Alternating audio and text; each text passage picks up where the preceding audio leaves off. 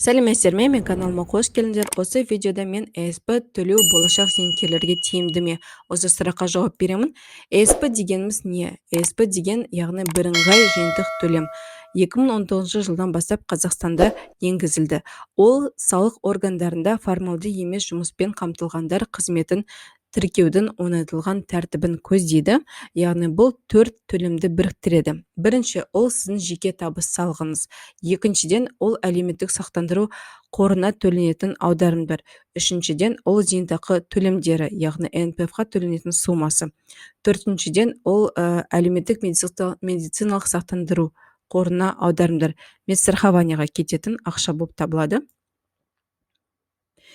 Бірыңғай жиынтық төлем мөлшері 2022 жыл үшін суммасы қала үшін 3063 теңге құрайды, ауыл үшін 1531,5 теңге құрайды.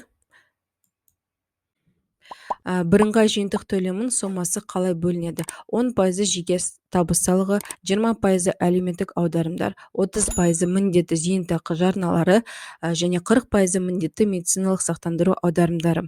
Бұл өзін жұмыспен қамтитын кісілер үшін өте маңызды төлем болып табылады. Егер де бұл соманы төлеген жағдайда сіздер поликлиника, аурухана қабылдамайды.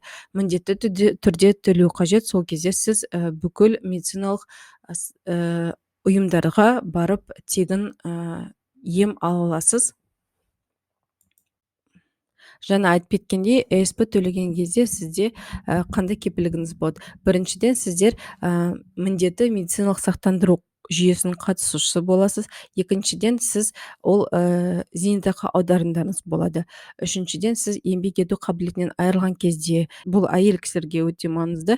Сіздер егерде жүктілік немесе босану, бала асырап алу жағдайда 1 жасқа шейін бала күтімімен отыру жағдайларында әлеуметтік төлемдер алатын боласыз. Сондай мүмкіндік береді.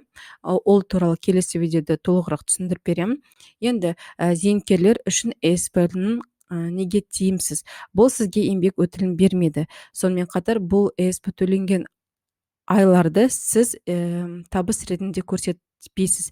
Себебі ЕСП-да төлеген кезде зейнетақы қорына небары 30% ғана аударылады, және бұл зейнетақы суммасы үшін өте аз болып табылады. Қараңыз, единый совокупный платеж – это режим, предоставляющий возможность неформально занятым лицам осуществлять предпринимательскую деятельность без регистрации в качестве индивидуального предпринимателя.